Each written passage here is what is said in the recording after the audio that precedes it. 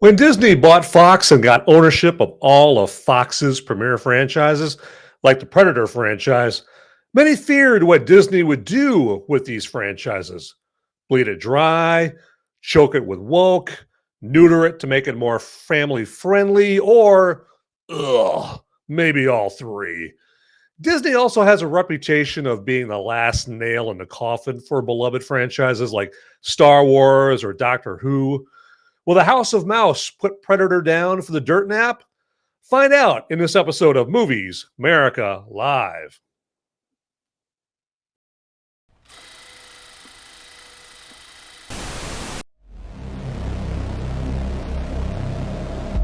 In a world where the number of movies available is great, but many are so bad, you'll learn a new definition of hate.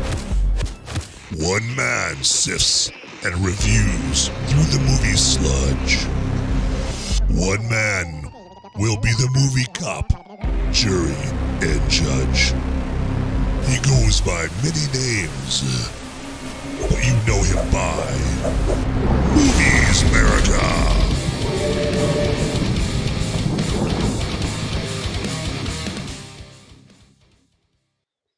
Hey, everybody. Hey, welcome to this latest episode of Movies Merica Live. As always, I am your humble host, Van Ebert, and it's Sunday. It's still the weekend. It's still time to kick back, relax, put your feet up, all right? Especially since I'm going to be doing all the work in this episode, talking about some Predator Badlands here, which is the latest in the Predator franchise. And now I believe it's one of the entries with the Predator franchise that is dealing with Disney and has Disney's footprints and all that on there as well. So, and we're going to get into that now, spoiler free still, okay? But we are going to get in depth a little bit about this movie here. But again, don't worry about spoilers or anything like that. Now, if you feel I have put a spoiler out there, hey, you know what? We got the perfect apparatus, a perfect tool for you to just go off on me. And that is the live chat, okay? Because that's one of the perks of this show, being a live show, is that you can communicate with this guy right here via the live chat on both Rumble and YouTube, okay? And you can give me a piece of your mind and say, "Hey, Van, what are you doing there, man? Come on, idiot! You're basically giving the plot away, all right? You're spoiling the hell out of this movie. Like, what are you doing? Come on, man! Like, get your act together." And hey, the way to do that is through the live chat there, okay? Absolutely do that. And hey, I got my man Lindy Rig 87 already up in the live chat right here, and he's putting it out there right there, and he's letting me know that he's watching and checking it out there, and talking about the movie that I went over last week, the Guillermo del Toro Frankenstein movie. He says that watched Frankenstein and the wife and kids loved it. There you go, excellent right there. And if you watched my episodes last week here about Frankenstein, you know that it has my fully throated endorsement. Let me put that a different way. No, nothing about throats. It has the endorsement. Okay. If anybody says that Frankenstein is good, well, Van Ebert endorses this message. That's for sure. But it's on Netflix at this point. So Frankenstein, that is not Predator Badlands. Okay. So that's probably going to be on Netflix in about, 10 minutes. There you go. The way they do movies nowadays. But anyway, so there you go. And real quick, just want to let you guys know that also one of the perks of getting into the live chat is that gets you one step closer to basically throwing a little money my way. Okay, so and the reason that you may want to throw $1 or $2 or $3 or 100 my way, or to gift someone a subscription to this channel, which is $4.99 or $5. I was going to round up. It's $5. Okay, so every gifted subscription is $5, and then however much cash you throw my way on Rumble or YouTube gets you actually closer to getting your name on this Movies Merica wheel. And as you see right here, my good buddy Lindy Rig 87 has already got his name on the wheel there, along with a number of local, let's say, very talented dancers. Okay, yeah, we'll go with that with Peaches and Chastity and Electra and Destiny and Jasmine there, and they are sharing the wheel with Lindy Rig 87. And the way that you get your name on the wheel and also increase the size of your piece on the wheel is, again, like I said, the more you throw at me as far as a donation, if you're appreciating the show, or the more gifted subs you gift to other people on the show, the bigger the piece on the wheel you get right there. And as you can tell, Lindy Rig 87 has been putting in a yeoman's work. Okay, he's a working man, putting in money, spending money, and getting a bigger piece of the pie. So right now he's in the driver's seat for getting a fabulous prize on the wheel, and going to be spinning this wheel for the prize here in the later part of this month right there. So you got all of November, almost all of November to donate some money for me. And for every dollar that you spend, well, then that increases your space on the wheel. And then, of course, for every gifted sub every sub you gift to somebody, that's $5 right there. And that increases your space on the wheel there as well. So, yeah, just so crowd out Peaches, crowd out Electra and Destiny, and get your name on the wheel, all right? Isn't that right there, Tina Turner? And the law says, bust a deal, face the wheel. Bust a deal and face the wheel. All right, so enough about that wheel right there. But, let's get in here into some Predator Badlands, shall we? Yes, because that's what you guys want to hear about here on this here show. And so this movie is directed by Dan Trachtenberg, who did the movie 10 Cloverfield Lane with John Goodman, and then also who else? Who's trying to think of the girl, the protagonist that's in that show? It's Mary Elizabeth Winstead. Mary Elizabeth Winstead, who you may know best as she was Bruce Willis's daughter in the Live Free or Die Hard. So Die Hard 4. She was Bruce Willis's daughter there, playing Lucy McLean. Remember, she was like the grown up, totally hot Lucy McLean there in the fourth Die Hard movie. And also he's apparently the go-to Predator franchise director, because he's directed the last 3 entries in the Predator franchise. Okay. And then also it stars Elle Fanning, who's Dakota Fanning's sister. Elle Fanning as Thia, and she is like the robot, the synthetic that's basically, it's basically cut in half. The one that you see like in all the trailers for this movie here, that's like getting a ride on the back of the Predator right there. So her name is Thia in the movie, and she's played by Elle Fanning.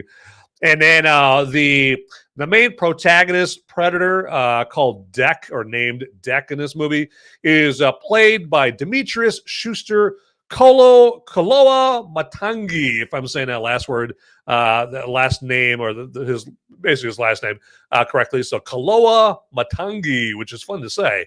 And again, he plays the main Predator protagonist named Deck. Of course, all decked out. So what I did there, decked out. And all the Predator garb and all of that stuff right there. So kind of like back in the very first Predator, what was that? That guy, the big black guy, who was in some TV shows and movies back in the day, back in the 80s, who played the Predator in the original Predator movie. I think I want to keep calling him like Kevin Andrew Walker or something like that. It's not important, but anyway, so they're all like, it's like humans, in the Predator suit. And so those are pretty much the 2 stars in this movie, because the Predator Badlands, the cast of characters are pretty much creatures, okay, or creatures, CGI characters, and then not a whole lot of humans. Actually, there's not one human, not one human in this movie whatsoever. Okay, and some people might say, "Yeah, that's a good thing. That's a good thing," but not here. But not in this man's opinion over here. But it's all good. Hey, we got my man Unfolding Joker up here in the live chat. So, hey, welcome there, good sir. Thanks for classing up the joints. And says Frankenstein should have been buried in a field with Atari games And Fully Joker, I think that you may very well like the Guillermo del Toro Frankenstein that just came out on Netflix right there. It's not bad. It's got like a good gothic feel to it there, and it's good. It's got good character arcs, and the story's pretty good, and it's got some good gory kills in it as well, which is, of course, the most important thing, right? And he also has a legitimate concern here, saying he hopes Predator isn't gay or isn't as gay. He did watch it, didn't like it there. Huh? Okay, all right. So, hey, to each your own. Different strokes for different folks, right there. But yeah, it's it's kind of homo. Sorry, you're gonna have to.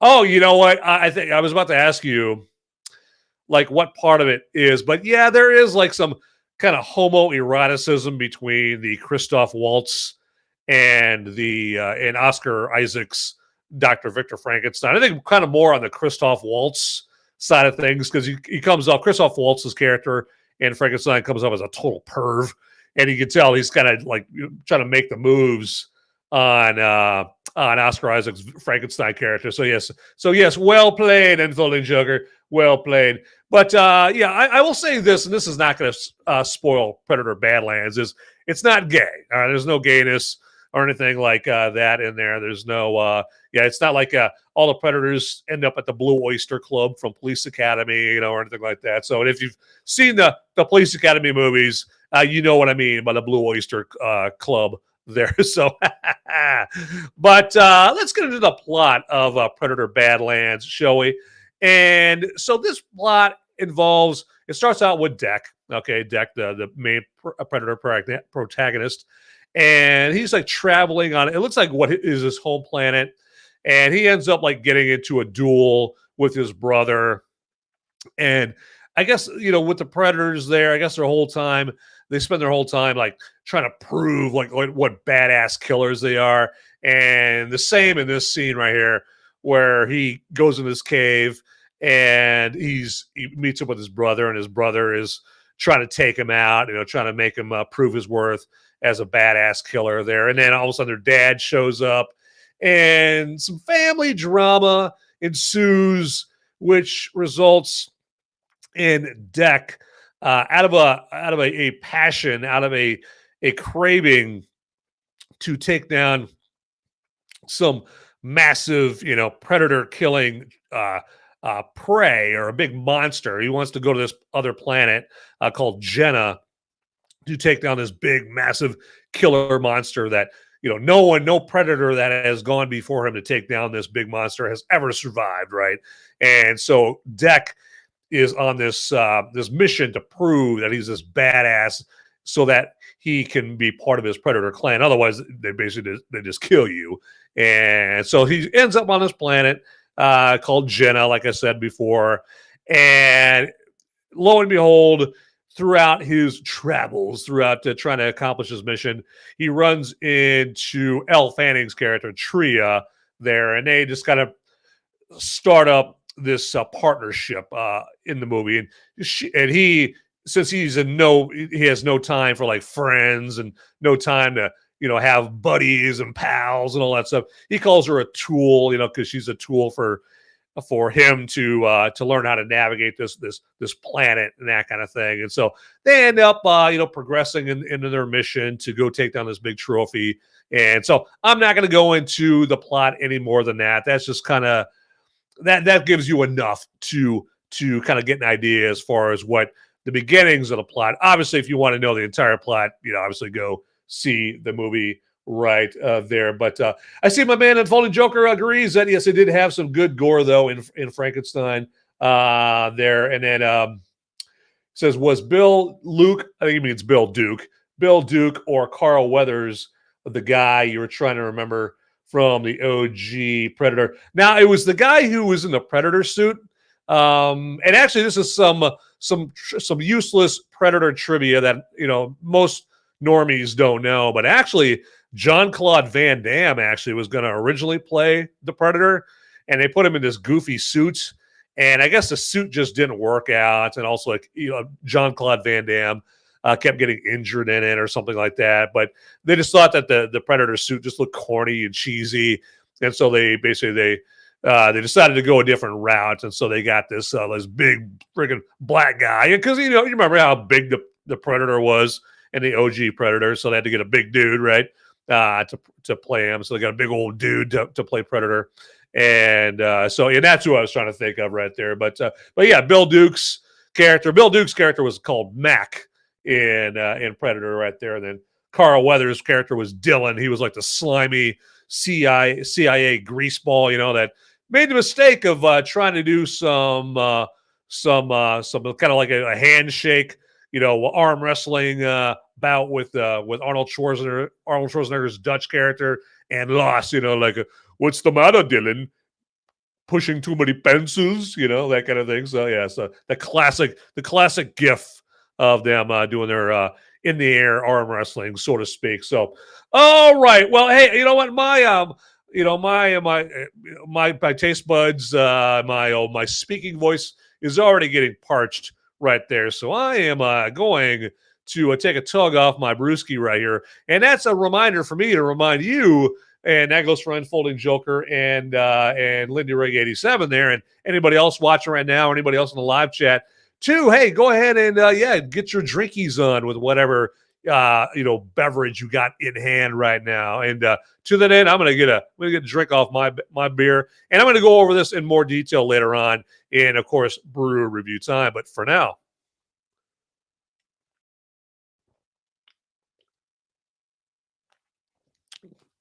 All right, excellent.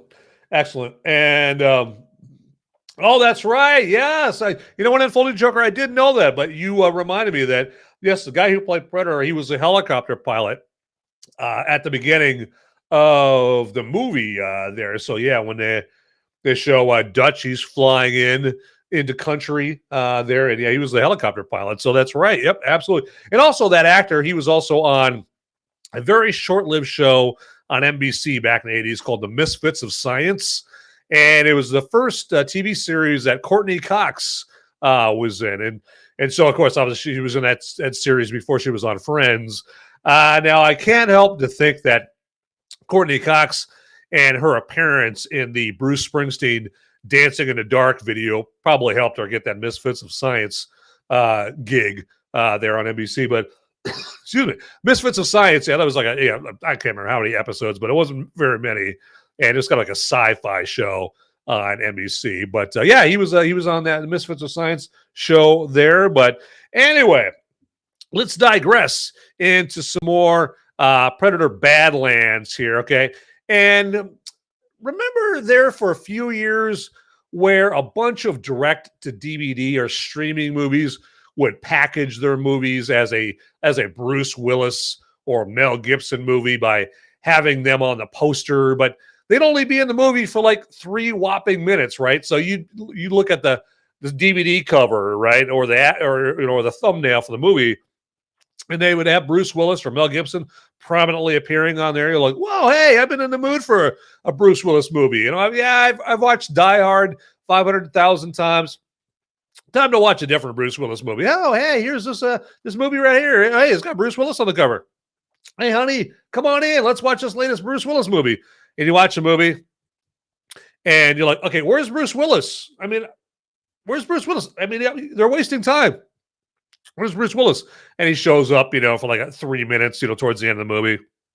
And that's it. All right. And that's kind of like, and I bring that whole concept up, that whole happening up, because that's kind of like what Disney does here with the Predator packaging. It takes a known, beloved IP and shamelessly packages something that doesn't really fit within what that Predator franchise has been with that Predator packaging. Now it's smart, but it can't help but feel at least a little less sleazy, right? It's like something where you just gotta take like 10 showers afterwards, right? Okay, it's kind of like a cinematic walk of shame, right? And this movie is okay, but just has no place within the Predator universe. Now, if this story in Predator Badlands was allowed to try to stand on its own, as its own thing, without riding the coattails of a franchise, that there's nostalgia for, well, I'd respect that more. And I personally would give the movie a higher rating. But instead, Disney doesn't trust that it's a good enough movie to draw its own independent audience in, just with some just good word of mouth and decent marketing, right?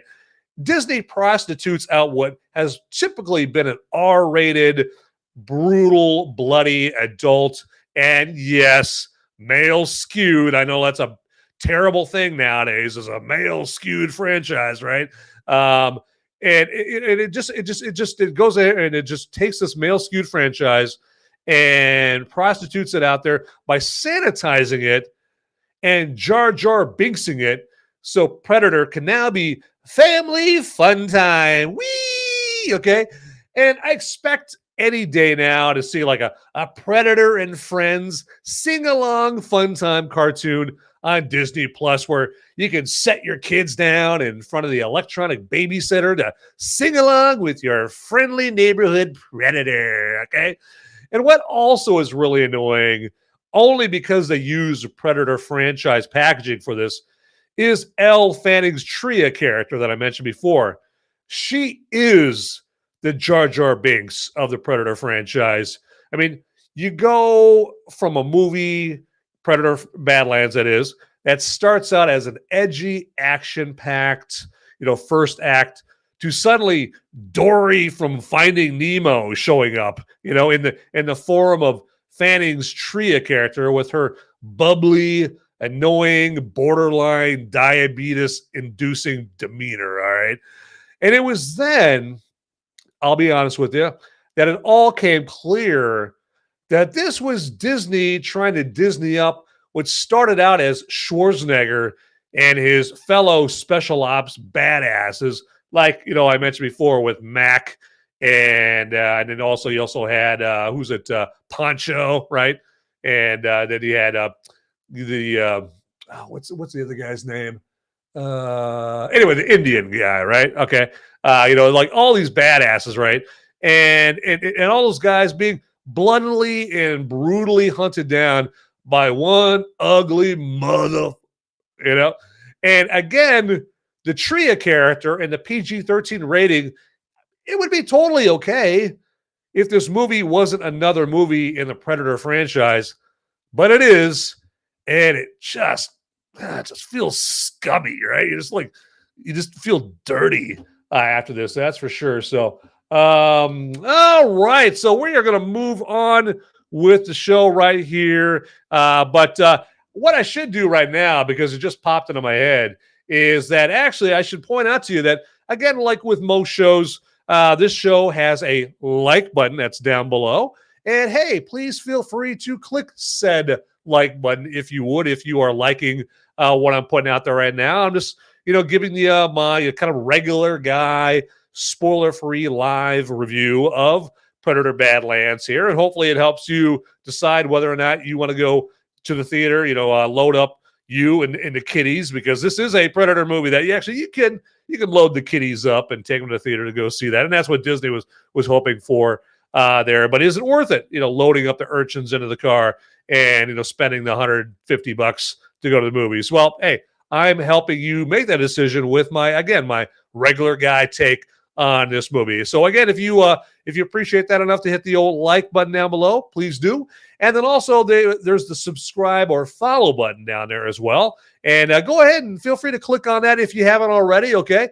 And then also there's the notification bell down there as well, which does exactly like what it sounds like it does. It just sends you a notification, which basically amounts to one whopping email in your inbox saying, hey, this brand new, piping hot, sizzling fresh, tasty, delicious new episode of Movies America is coming hot out of the oven pretty soon just for you, okay? And that's all the notification bell does, okay?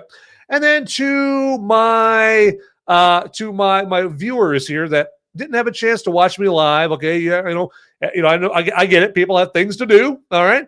And you're watching me watch the recording of this. Well, first off, you know what? Thanks for watching. I appreciate it. I'm touched. Okay. And also, we can still communicate with each other. I mean, we can't do it via the live chat because you're not watching it live, but we can communicate back and forth with each other. We're just going to have to do it via the comments section, which is also down below. And yeah, comment about whatever you want. And yeah, let me know, what did you think of Predator Badlands? If you've seen it, or if you haven't, what's your favorite Predator movie? You know what? Push come to shove, you can comment about whatever you want down there, okay? And I do read the comments, okay? I'm not afraid of, comments that, skewer me or, try to take me down or anything like that. So, right there, I'm no shrinking violet, right? I'm not pillow soft. Those things don't bother me right there. So I'm always intrigued by the comments down there. It's fantastic. Fantastic. All right. So there you go. And again, if you are watching live right now, because this sucker is on live right now, again, get in the live chat if you would. And again, once you get in the live chat, that gets you that much closer to, maybe donating a buck or two my way. And again, that gets you gets you on the wheel right here. Okay. So it gets you on the prize wheel, getting there in the live chat and throwing a buck or two or whatever. So, and again, of course, the bigger amount of money that you throw my way, the bigger the piece of the pie here or the wheel you get there. And of course, gifted subs, if you give subs to anybody on here, that's $5. So that gets you a $5 chunk here on the prize wheel right there. So that is for sure. Okay, but enough of that. I think I've belabored that point there enough. And let's see what my man Unfolding Joker has to say in here. So I think he's providing some great value in the live chat. And yeah, Billy, that's right. Yeah, Billy was the Native American there. You bet. Sonny Landham. And Sonny Landham, yeah, Sonny Landham. He's a Predator, but also he's been in a number of 80s movies. And one of the notable 80s movies that he was in also was 48 Hours. Okay, remember 48 Hours with Eddie Murphy and Nick Nolte? And I remember the two main bad guys in 48 Hours. Okay, Sonny Landham played an Indian in that movie as well. And so he was one of the main bad guys along with James Remar's character in that as well. I think Gans, was that his name? Yeah, the Gans was like James Remar's name, and then his partner in crime, very much a partner in crime, was Sonny Landham's character in 48 Hours there. So that's pretty good. But yeah, Sonny Landham, one of those 80s actors who were like, oh yeah, that guy right there. Yeah, okay, I know that guy. I know that face. And that funny Joker, man. He has it out for Chris Christie, and rightfully so. He says hotter than a motherfucking Christie's rolls. Yeah, Chris Christie's rolls.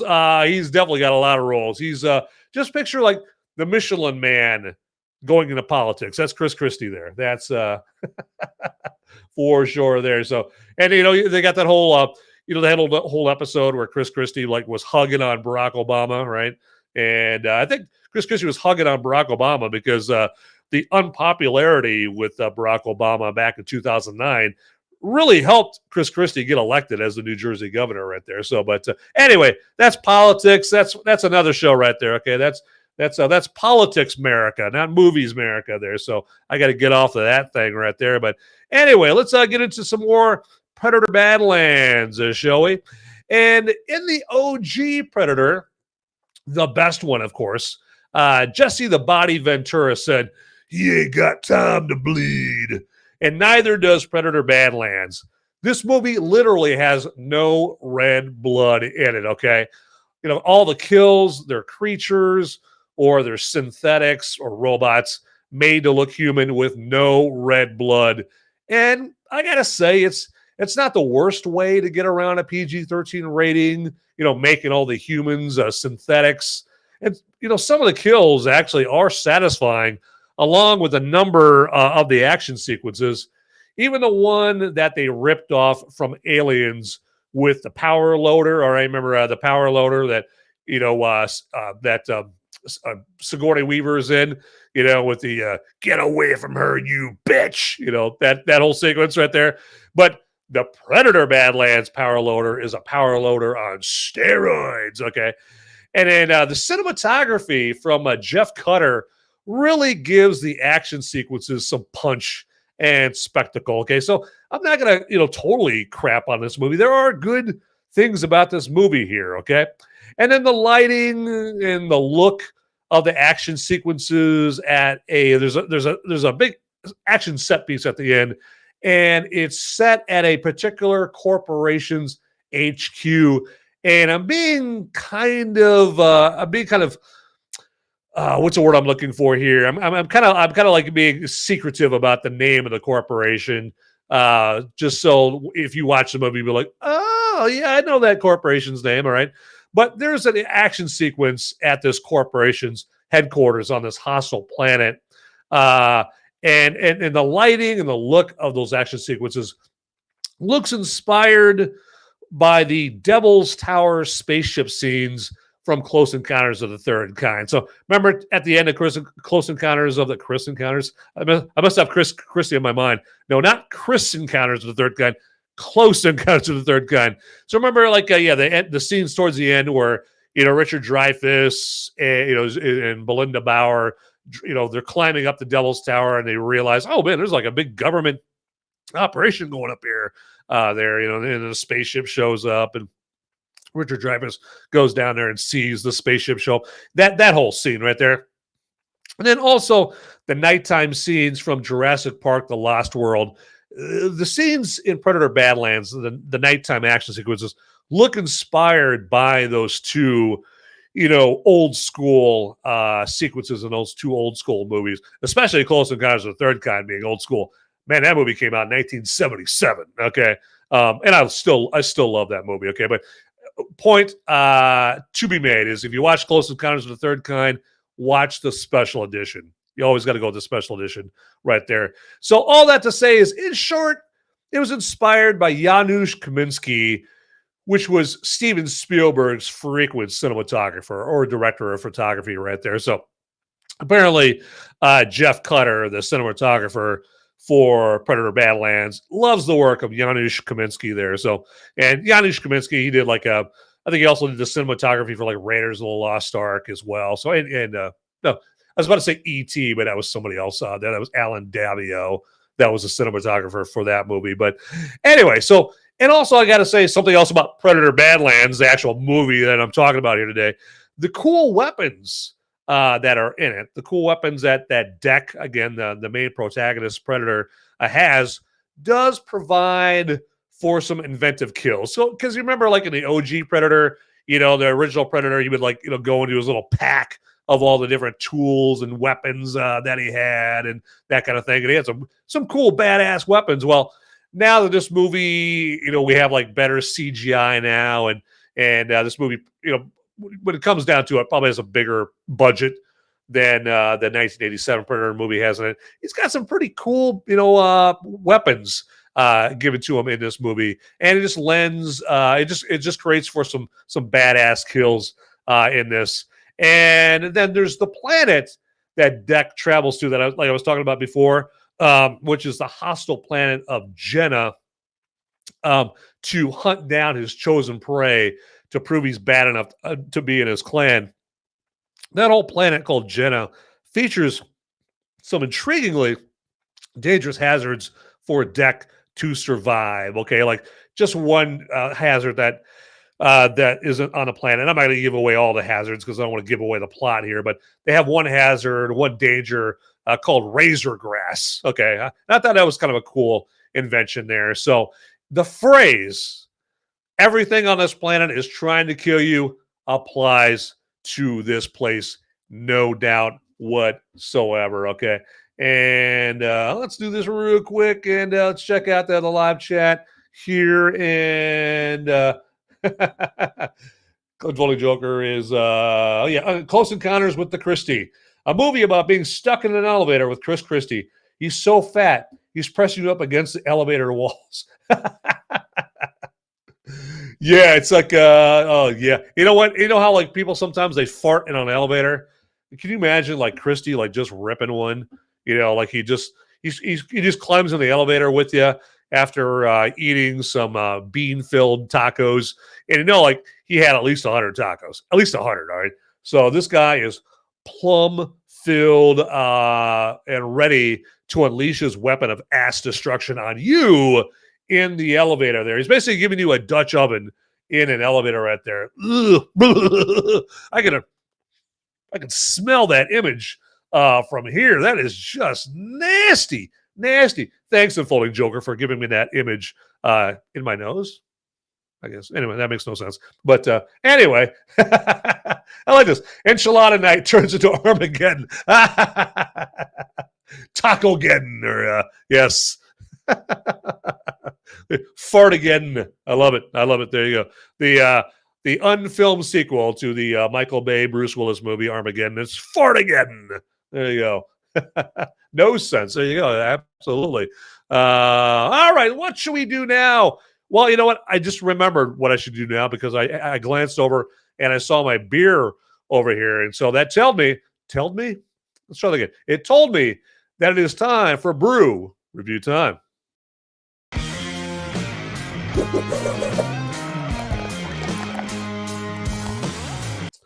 All right, let me show you today's lucky brew for some brew review time for you. And that is some Mother Road Brewing Company Tower Station IPA, or India Pale Ale there. And Mother Road Brewing Company comes to us from Flagstaff, Arizona. Okay. And some interesting trivia about this beer is it's named for a very famous landmark in Shamrock, Texas, along the old Route 66. Yep, the Route 66, the famous highway there. And this beer, about the beer, just to go back to the actual beer and not how it's named after a famous landmark, it's a juicy hop. It's got like this juicy hop forward taste profile with citrus and tropical fruit.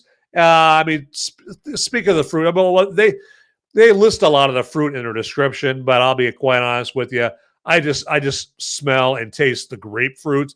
But according to them, it's got mango and passion fruit in it, along with some other citruses there. And then they even say like there's a hint of honey resin in this as well. I didn't quite taste it, but I'll admit I don't have the most advanced palate out there. I probably shouldn't say that because I actually have a brew review segment, and I'm not really selling that very well if I say I don't have a refined palate right there. But anyway, pretend you didn't hear that right there. Okay. Pay no attention to the stupid comments behind the curtain over there, right? But again, like I said, for me, primarily, like for instance, the nose on this thing is I just smell grapefruit, okay, which is not a bad thing. It's a good thing. It's tasty, and so that gets to my verdict about this brew. My verdict is I would recommend this. Okay, this is a good beer. It's not too strong, not too overpowering. It doesn't come off as try hard or anything like that.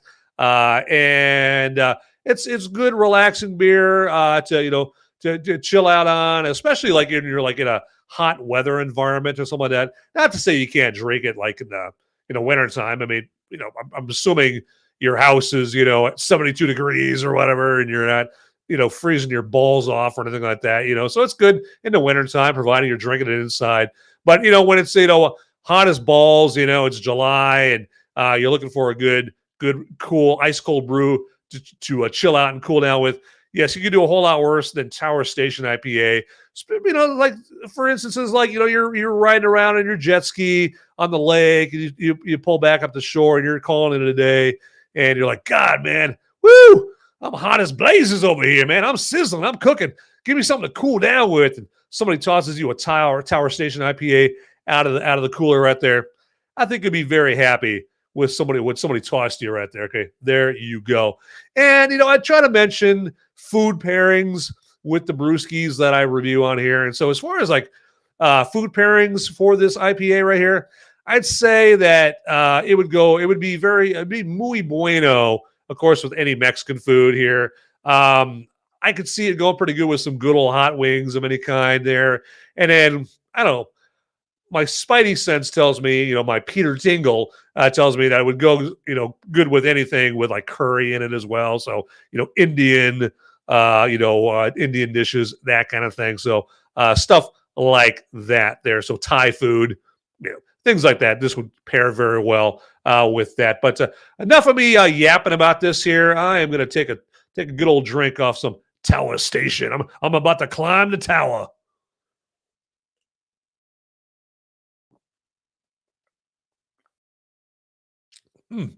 Not bad, not bad. So love that Tower Station. Check it out. So yeah, so now obviously you're probably gonna have a better chance of getting your hands on it if you live in the Southwest. I mean, it's from Flagstaff, Arizona. But you might get lucky if you go to like someplace like GoPuff.com. They might be able to deliver it to your house. It's probably going to cost you something. Probably going to cost you a pretty penny, but you will get this in your hand, maybe from GoPuff.com if they got that out there. Or Open Bar is an app on your phone. You could try that. Or, of course, Uber Eats. But I think they just deliver beer that's in your area. So if you have no Tower Station beer in your area, well, good luck getting your hands on it via Uber Eats right there. But anyway, I think it's time to wrap up this brew review time.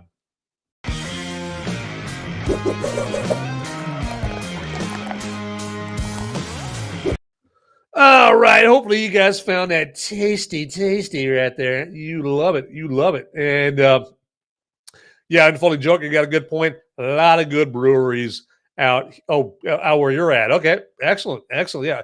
And if you don't mind divulging or Unfolding Joker, remind me what part of the country you're in. I'm not asking for your address or even your city, but if I suspect here, if someone was holding a gun to my head and I had to guess where you're from, I'm guessing from the Southwest here. And forgive me, I suck at remembering where people live right there. So anyway, I would not be a very good stalker because I can't remember where people live. There you go. It's like, wow, everyone's like, wow, thanks for letting us know that there, Van, that you would not be a very good stalker right there. That really just flies in the face of what your appearance tells me. But anyway, enough about that. Let's do this here real quick here. It just came to top of mind right here. Let me do this. I'm going to, all right, let's do movies, Merica. There we go. Yeah, let's check this out here. I think let's try that. Nope, not that. Not that. Nope. Let's get out of that. What do I want to look for here? That is merch. There we go. Got it. There we go. Don't tell me I don't know what I'm doing. Come on. Let's try that. Come on. There we go. Come on. Merch. Yeah, right. There we go. Now hit there we go. I blame what just happened on my crappy internet going on. Oh, right here. So let's do this and let's get out of that. And we're gonna stop sharing that. There we go. Okay, and let's do this. Because I do not want to deprive you of seeing this. No, do not want to do that at all. All right, there we go. That's what I'm trying to tell you. I'm trying to tell you all about the Movies Merica merch store there. Yes, and how you can get yourself some Movies Merica merch for you. Or hey, we all know the holidays are coming up, right? You got Christmas and Hanukkah and Festivus and Kwanzaa. Whatever, that fake holiday known as Kwanzaa. If you are in the gift giving mood for any of those holidays, well, hey, you can do a whole lot worse than going to the Movies Merica merch store right here. And actually, let me do this. I'm gonna put the link in the chat right here. Let's do that. Excelente. I'll put that here and pin that up in the live chat. There we go. All right, and let me get that up in YouTube as well. You're gonna hear my show on YouTube here for just a brief second until I have a chance to mute it. Told you you're gonna hear that. Get that up in there too. There we go. Excelente. And so just to let you guys know that yes, I've got plenty of great Movies Merica products there for you. We got the trucker hat now, and a full disclosure or in full transparency. Unfortunately, see that I got the purple in the lettering right there. The purple is not in the lettering. Okay, I found that out the hard way because I ordered one of these myself, and then it didn't have the purple lettering.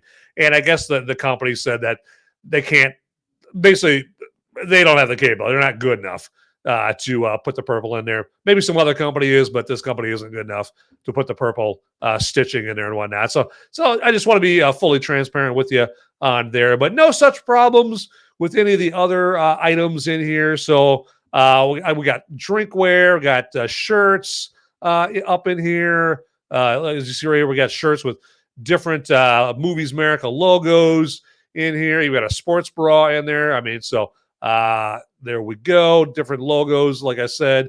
There we got kind of the baseball style shirt as well. I personally, my favorite Movies America logo is like the Black Adam style Movies America logo right there. I certainly dig that. And then, yeah, you know, if you ever drink those things called beverages, we've got plenty of things you can drink beverages out of. We got coffee cups, and we got a can-shaped glass. Got a pint glass right here. Got koozies. I got stuff for your house right here. Like I got a big mugs logo desk mat. So all that to say is, yes, got plenty of Movies America merch here to check out here on the Movies America merch store right there. So check that out. And I put the link to the very website you're looking at there on or in the live chat there. So check that out. So, because hey, nothing says "I love you, Grandma" like a Movies America T-shirt. There you go. You know, your grandma might just put you back in the will. Okay, if you give her some good Movies America merch. Okay, unless the thing you did to piss her off is just too big that not even Movies America merch can overcome that stuff right there. But anyway, we're gonna get out of that. Stop sharing that there, and just wanted to put that Movies America merch bug in your ear right there, everybody. You got it. All right, let's do this here, and let's see where we are at up in here in the agenda for Movies America. Oh, I know where we're at. So, you know, of course, I've got some random thoughts about Predator Badlands here, of course, as I always do about the movies that I do on the movies that I talk about on Sunday. And my first random thought is Predator Badlands. It did have the best box office debut in the 40-year entry, 40-year franchise history right here, even bigger than the original Predator right here. Okay, so and you know, like Normie Norm, you know, at first hearing that, they may be impressed right there because they're a little know much. I mean, they don't follow movies. They're not a big movie nerd like me. Okay, so, but again, it has to be said that it is a fact, though, that Predator Badlands did have the best box office debut in the Predator franchise this last weekend right here. It overshot expectations. Okay, so that is a fact. That is not a lie. That is a fact. But try accomplishing that with the less accessible, typical R rating that Predator movies have, or without riding the coattails of a beloved adult-oriented franchise. That would actually impress me, along with not giving yourself an obvious cheat code of making a movie that warrants a PG-13 rating where, you know, just overall, just more people can go see it without having to bring an adult. Okay, so like if you have the biggest box office debut and your movie is R-rated, that's impressive. But when you purposely make a movie to where it gets a PG-13 rating there, where it just has that kind of that unfair advantage over an R-rated movie right there, yeah, that doesn't impress me whatsoever. Okay, and then another random thought I have about Predator Badlands is the soundtrack isn't half bad. If you dug the Hans Zimmer Dune soundtracks or the Tom Holkenborg's Mad Max Fury Road, or Tom Holkenborg's his alter ego is Junkie XL if you're into electronic dance music there. So if you liked either of those soundtracks, you will dig the Predator Badlands soundtrack right there. And it is that the soundtrack does, I'll admit, okay, so I went into Predator Badlands with low expectations, and I just thought it was going to be like this, you know, this sugar sweet movie. And when the movie starts off with that soundtrack, this movie really does give you the impression like, this movie isn't going to be, you know, as diabetes inducing as I thought it was going to be, right? It's got at least a little bit of an edge, at least here, in the first few minutes of Predator Badlands right here. And the soundtrack, it's done by Sarah Schachner, if I'm saying that last name right, and then Benjamin Wallfish. And Sarah did the soundtrack for for another Predator franchise movie. That was the movie called Prey. That's the one where like you get that's the one where it is woke. Okay, where you got the young Native American girl, and she's so much stronger than all the other, like the Native American man in the movie, and she's the only one that outwits the Predator, right? It's kind of this girl boss edition of a Predator movie there. But Sarah Schachner did the soundtrack to that movie right there. And then Benjamin Wallfish, he has a much longer soundtrack career and did the Blade Runner 2049 soundtrack with Hans Zimmer, and also did the soundtrack for I think what was the previous, like the most recent entry in the Predator franchise, also directed by Dan Trachtenberg, who directed this movie right here. And that movie was called Predator Killer of Killers. It was like an animated, installment or animated contribution to the Predator franchise. And so far, Dan Trachtenberg has directed Prey, this Predator Killer of Killers, and now Predator Badlands right there. So, and then again, like I said, back in the day, he directed 10 Cloverfield Lane. But the point of that random thought is the soundtrack is not half bad. It's not near as good as like your typical Hans Zimmer score or somebody like that. Or who's the other one I really like here? Lauren Balfe. Lauren Balfe is a really good composer and all that stuff. But anyway, that's enough about the soundtrack and my random thought all about that there. So again, I hope what you're getting from this review is that this movie isn't terrible, especially if it wouldn't be terrible if it didn't have anything, if it didn't tie itself to the Predator franchise whatsoever. Okay. If it was called something totally different, didn't have anything to do with Predator, I think this would be a movie that I would wholeheartly endorse. But right now, I just have to kind of half-ass sort of endorse and recommend it that you go see it right there. So that's where I'm at with that. But real quick, just want to remind everybody that this Sunday show that you're watching right now is not the only show that I do. Okay, I do the show on Thursday night, and that Thursday night show is my Movies Merica spoiler warning show. Is what that show is. Okay, and what that show is right now you're watching a spoiler-free show. Okay, but on my Thursday night show, I do that show not worrying whether or not I drop a spoiler. Okay, I might lob a spoiler grenade here and there, and I'm not worried about it whatsoever, because the name of that show is called Movies Merica Spoiler Warning. So it literally warns you in the title itself that yes, there could be spoilers on the Thursday show. All that say, irregardless of that, I would love if you check me out on that show there. Okay, right there. Again, that's on Thursday nights. Now, if you haven't seen the movie and understandably you don't want it spoiled, that's cool. What I would ask in that case right there, and this is very simple, is just turn the show on, but just mute it, okay? And the reason I ask that is because that counts as you watching the show, which helps me out, okay? And it helps me out, and the movie doesn't get spoiled for you, okay? And that's what I do for other people's shows. Like, a lot of times if I just unfortunately don't have the time to watch show, like Lindy Rig 87 in the live chat, he's got a bunch of shows on. I will turn on Lindy Rig 87's show, and if I'm unfortunately too busy to actually, consciously or watch the show, I turn it on. I like it on a laptop in my back room there, and I mute it. Okay, and that helps Lindy Rig 87 out because Rumble doesn't know that I'm not watching it, actively. They think I'm watching it. Okay, and that helps him out. And you can do the exact same thing with my Movies Merica shows. Just fire the show up, okay, and mute it. There you go, and go off and do whatever else you need to do. It's very simple, very easy. But I should probably tell you what time that show comes on Thursday night. And that comes on 7 p.m. Eastern, 6 Central, 5 Mountain, and 4 Pacific, finally, right there, okay? And the easiest way to check it out is probably just go to Rumble and type in Movies America, and then whatever movie that the show is about. So this week, type in Movies America, Predator Badlands, okay? And in Rumble, that should come up.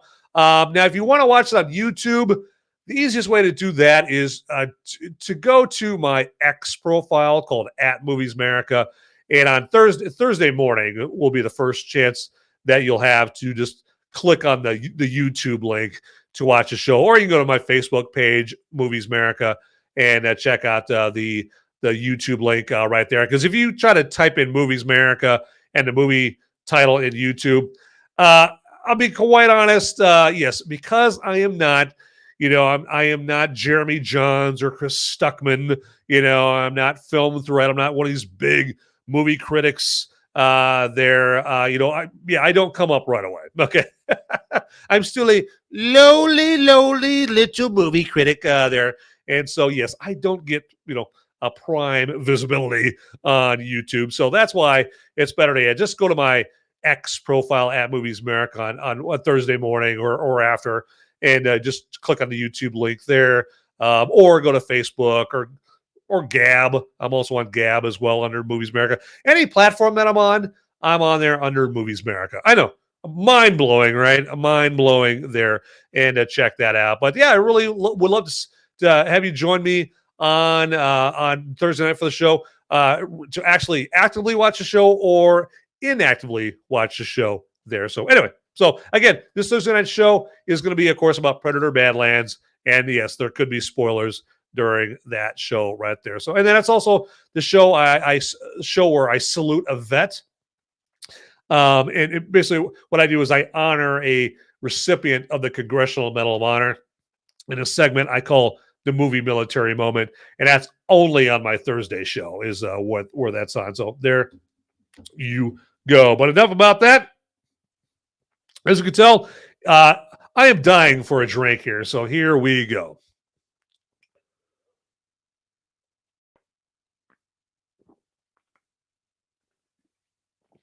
All right, there. I love it. All right. And again, hey, if you're watching me on YouTube, and Rumble as well, but if you're on YouTube, hey, feel free to get in the live chat on YouTube as well. You just, you can give me like a thumbs up. There's a thumbs up emoji. You don't even have to live chat words. Okay, just live chat like an emoji or something like that. That's totally cool. I'd love to hear from you on the tube of views, or more commonly known as YouTube. Don't want to leave you guys out. I've got my man over here on the Rumble side, Unfolding Joker and Lindy Rig 87 there, and let me take care of some business. I want to get some douchebag off my chat right here. There we go. All right. You know what? Just to let you guys know, if you do try to spam my live chat, I will get rid of that message in the live chat in 0.003 seconds flat. Okay, I got no time for that. For losers to jump up in my live chat right there. Okay. Nope. That is not. There we go. Unfolding Joker. Come on with some good stuff right here. I love it. It's better than watching Mrs. Rachel or The Wonder Years. Okay. Yeah. It's, The Wonder Years. I mean, the only good thing about The Wonder Years, and I say this as I was watching this as a teenager, Winnie, of course, Winnie off of The Wonder Years. So right now I have to spell it out because now I'm slightly older than my teenage years. I know slightly is just by a smidge. And if you got a grown man over here talking about a teenage girl on a TV show, well, that's just gross. Okay, so there we go. Let's see here. All right, there we go. Oh, okay. Unfolding Joker says that brewery that made this is only 3 hours away from you. Sweet. There you go. I love it. And hey, every visit to Arizona that I've had, I've loved every visit, man. You got some cool stuff out there in the Grand Canyon State. Not sure here. Let me know. It's he says check out the Boys and Girls Guide to Getting Down sometime if you have the time, and then let him know what I think right there. It's a good throwback to the good old days right there. Okay, there you go. I'm committing that to memory right there. Unfolding Joker, the Boys and Girls Guide to Getting Down there. Okay, so nice. All right. I love it. Appreciate that. There you go. The next time, I visit down there, let's drink. I love it. I love it. Yeah, I'm trying to think if I ever made it to a brewery down there. The closest thing I made it to a brewery there is when I was in Glendale. They're going to a Vikings Cardinals game, and I went to that Westgate area there, with all the bars and clubs and shit. And went to the Yard House that they have there. But the Yard House isn't really a microbrewery. It just has a bunch of other people's bars there. So, but the Yard House is good. Man, I miss living in an area with a Yard House now. Ugh. I moved up here to where I'm at right now a few months ago from an area where there were multiple yard houses, and now there's absolutely 0 yard houses. But we do have some good breweries in this area that I'm at. So, and it sounds like from Unfolding Joker, got some good breweries there in at least Prescott and Sedona. All right, there you go. Excellent, excellent.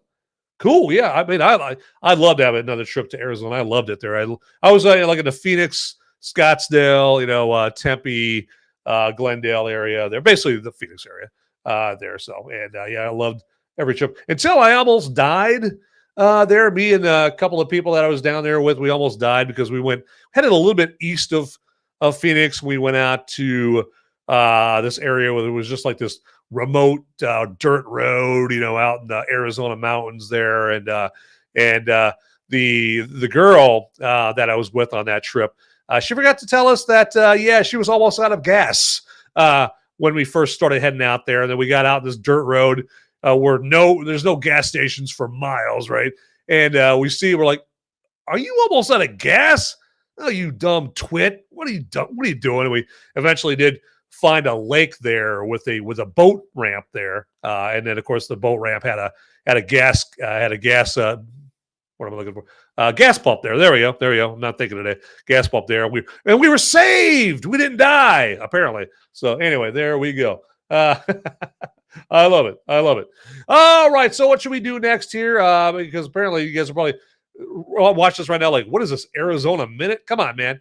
But anyway, so now is the time for one of the most famous segments of my Sunday show here, the Movies Merica live show, and that is the segment where I tell you, is the movie I'm talking about this week a woke after-school special? And I would say, I don't know, some with an overly sensitive, this is woke, trigger finger, say it's woke because of the female Thia character, again played by Elle Fanning. Now, me personally, I don't think that's woke at all, right there. Okay, I think that's just Disney's shameless attempt at trying to get the woman demographic to see this, to of course, make more money, right? To make more cash, more dinero. And it's a classic studio move, the likes that has been done for decades, all right, around boardroom tables at studios, right? It's gross. It's sleazy and scummy, but it's not woke. It's just they're just trying to make more money, right? And I can't think of the exact phrase, though, that Thia says, but I think there might actually, though, I think there might be a turd nugget of woke in this from that phrase here. And I'd have to watch the movie again, but the phrase that I'm thinking of that might be a little bit of a woke turd nugget in this was something along the lines of like, you have to understand them to know not to harm them, or something like that. I can't remember what the exact phrase is. Like I said, if memory serves, it kind of came off as some kind of anti-ICE, anti-deportation messaging that the writers tried to sneak in. But don't quote me on that, though. Okay, but if my instincts are correct, that would most definitely be woke right there. But don't quote me on that. I can't. I'd have to see the movie there again. But that's all I have to say about whether this movie is a woke after school special. Okay, so it's not near a blatant woke after school special as something like basically the massive turd nugget of a movie, one battle after another. Okay, so or what should be called one Antifa after another. So there you go. But yeah, so you're good to go as far as on the woke front. I think you're good to go on the Predator Badlands, because if the most that they have in there is that potential woke turd nugget that I just mentioned right there, you're still doing all right. You're still doing pretty good there. So absolutely. All right, let's do this here real quick. And before I do this, I want to cue something up there. There we go. And let's get this off of the screen. There we go. Got to get that going on down here. And this is the time where I'm essentially begging for money. Okay, but I'm trying not to beg for money. Beg for money. That's essentially what this is. And this is a segment where I just remind you that, hey, if you are appreciating what I'm doing here enough, I'm giving you a live spoiler-free review of what's typically the latest movies, just so you don't spend your hard-earned money, you don't waste your time and all that stuff, and you can keep your hard-earned money for other things. If you appreciate me doing that for you, or also like what I just did, where I warn you if a movie is woke or not. If you appreciate that enough, just throw a measly $1 or $2 or whatever. Hey, you most certainly can do that. And I'm about to let you know how you can do that. It's very easy. Okay. Even I can figure it out. So if you're on Rumble, when you're in the live chat window there, down by where you type in your live chat there's a button with a $sign on it. You just got to click on that and it'll open up another window. And it'll just ask you how much you want to donate to this knucklehead right here. That's it. Very simple. Okay, so that's the way to do it on Rumble. Okay, again, in the live chat window, down by where you type in your live chat message, click on the $sign button, and then answer how much you want to donate. And that's it. Very simple. Now, on the YouTube side, you're going to find it's very similar. Okay, so again, everything happens in the live chat window. And then in the live chat window, down by where you type in your live chat message, there's a button, but it's a dollar bill on this button, okay? So click on that dollar bill button, and it'll pop up another window asking you how much you want to donate, and that's it. That's it. So simple, easy peasy, lemon squeezy right there. There you go. And as a reminder, the more you donate, then the bigger piece of this movie's Merica prize wheel you get for the drawing, for the wheel spin that we're going to have at the end of this month here. And that ups your chances to get some great prizes. Like one of the prizes is a $30 Buffalo Wild Wings gift certificate, an e-gift certificate. Another one is a $30 Pizza Hut e-gift certificate. Got other prizes like Movies Merica merch, like I just showed you before. Stuff like that, okay? But, if you want a bigger block of this wheel, then the more money that you send to me via a Rumble rant on Rumble, or a super chat on YouTube, basically those methods that I just described, then the bigger slice of the pie, bigger slice of the wheel that you get. And again, also, you can also increase your size with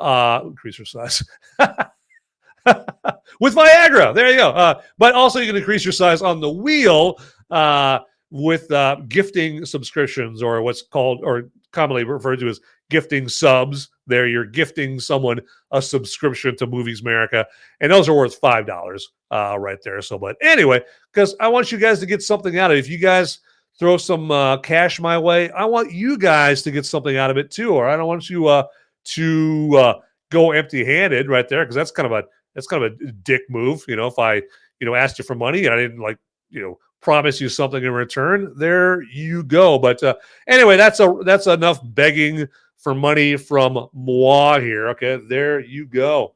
All right, here we go. Yeah, let's do this. All right, let's see here. He says, I think I know where you almost got stranded. Yeah, I know. I just remember we went, so kind of like, seemed like almost like maybe a quarter of the way in our little journey that almost killed me. We went through like this little Western style town, right? It was made up to look like an old West town there, and had like an old, it had the typical touristy gift shop and all that stuff in there, but it was made to look like a little Western town there. And I remember towards the end of the journey, we went right by a dam. It was a massive dam. It wasn't the Hoover Dam or nothing. That was massive dam. And a little bit after that, we went like over went across this big, massive bridge over like a big ass lake and all that stuff right there. So there you go. But if that gives you an idea, Unfolding Joker, as far as where I was at there. And okay, there we go. Yeah, I'll ask you about that spicy satire there as far. And the bigger piece of the pie, you get the pie is not a lie. Yes, you got that right. Hardened criminals use Viagra. There you go. Yeah, I love that one. That's right up there with the old joke, like the cows broke into the weed farm. The stakes have never been higher. There you go. I love it. I love it. Oh, what's one of the stupid, corny pickup lines that I heard earlier? Like, we're not socks, but we'd make a great pair. There you go. All right, that'll get all the ladies in your sack, every single time there. But anyway, enough about that. I don't know how I try to digress from that or segue into that. But what I should tell you right now is my final thoughts on Predator Badlands is I would recommend, if you could do worse as far as a movie to take you and the kids to, if you want to watch a movie that, like a movie that you can take your kids to, but it's not going to annoy the hell out of you. Predator Badlands, it's not the worst movie to take them to because, it's not as sugary, sweet, a kid, children's fun time as maybe you have heard or anything like that. So it's got some good action set pieces there. It's got a good soundtrack. It's got some cool weapons in there. The only thing that you're going to have to try to hold your vomit in from is the Elle Fanning Thia character because she's straight up Jar Jar Binks in this. So for that, maybe for that singular reason, people might be like, hey, I think I'll wait for it to come out on streaming there, which again, nowadays, unfortunately, movies come out on streaming. Well, I say unfortunately, most people would be like, fortunately, but yeah, most movies, unfortunately for me, they come out on streaming in like 5 seconds after they're in theaters. This one might take a little longer to make it on a streaming because it is making some good money. Okay, like I said, it's the highest grossing box office debut of any Predator movie ever, including Schwarzenegger's. Okay, there you go. But Schwarzenegger's and most other Predator movies, they were debilitated. They were handicapped by an R rating. Okay, so that always handicaps you. That always puts some ankle weights around your movie there. So there you go. All right, but I have a decision to make, everyone. Do I recommend you go to theaters to go see this or not? I am not going to recommend that you have to go to the theaters to go see this movie. You can wait there, but if your kids are screaming at you, you're like, I want to go see a movie, and you don't want to see some crappy movie that is just way too oriented for kids. You want something that I think will entertain the kids and entertain you. Predator Badlands, you can do whole hours than that. That's for sure. And I had a funny joke because a half robot chick reminds me of when C-3PO is being carried around when he's all busted up. Yep, exactly. I thought that too. It's like they're stealing C-3PO being carried on the back of Chewbacca there when he was all busted up. So exactly. So, but it's you'll see stuff like that, and you'll also see stuff that they stole from other movies. Like I mentioned one of my in this show right here where they stole the whole power loader concept from Aliens there when Ripley was in the old power loader there. But anyway, so all right, we're getting ready to wrap up this episode of Movies Merica Live right there. But just want to implore you, okay, see if I can try to convince you to go ahead and follow me on any of the platforms that I'm on. And so I'm on X under @MoviesMerica. Like I mentioned before, I'm on Facebook under Movies Merica. I also have my Van Ebert profile on Facebook as well. I'm on Gab. I'm on Gab, Letterbox, and Criticless, all under Movies Merica, and Rumble under Movies Merica. Now, if you find multiple Movies Merica accounts on Rumble, please follow or subscribe to both, or to I think there's two. Go ahead and follow or subscribe to both.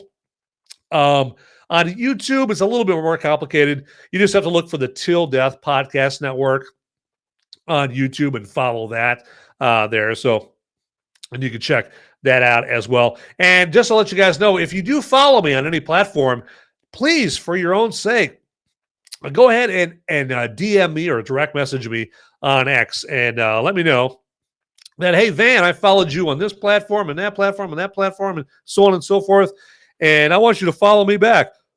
And I will follow you back, okay? But you have to let me know that you follow me on those platforms. Otherwise, I have no idea to follow you back. And so when you do that, when you direct message me with that, be sure to let me know of your user profile so I know I'm following the right person there. But so far, believe it or not, in all of my episodes that I've done here, not one person has taken me up on that offer. I can't believe it. Like, I've had people follow me on those platforms, but I've never gotten one direct message from them on X going, hey, Van, follow me on this platform. Follow me.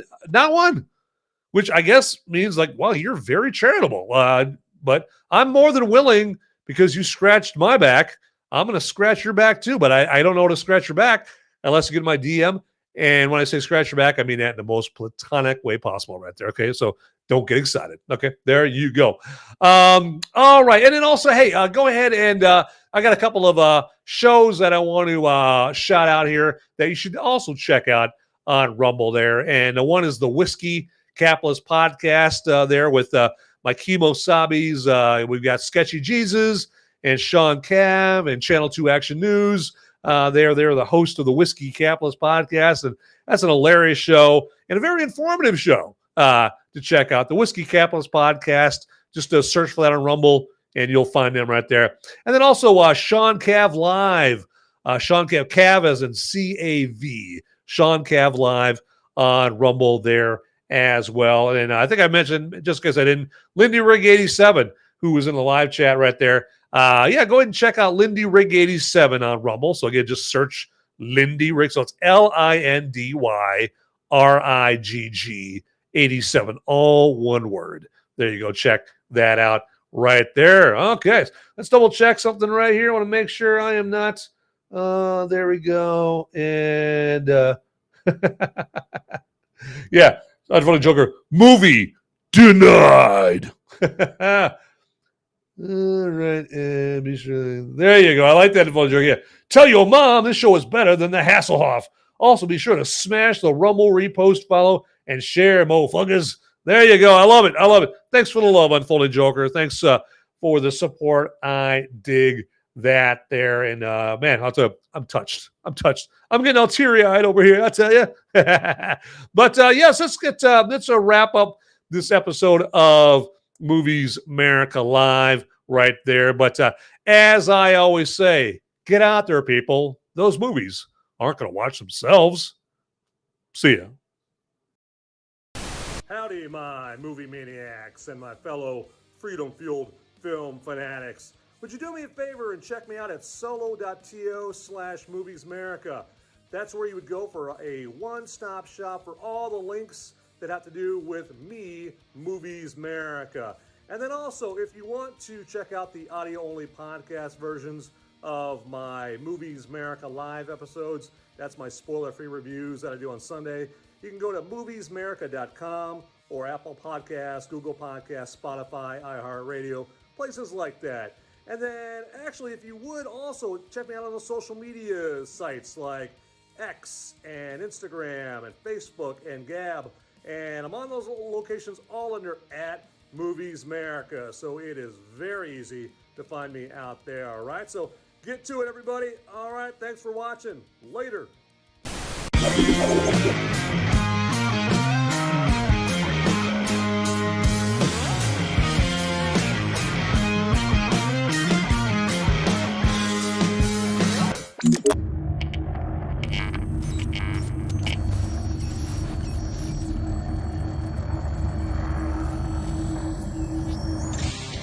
Hey guys, don't leave the video quite yet. Okay, I've got the po-po. They're coming after me, and I don't have much time to tell you, but you need to like and subscribe this video right here, down below. It's right down there. It's just waiting. It's waiting for you down there, okay? And make sure you watch these videos over here too. You'll be doing me a big favor. I'll be in handcuffs pretty soon. All right. Thanks for watching.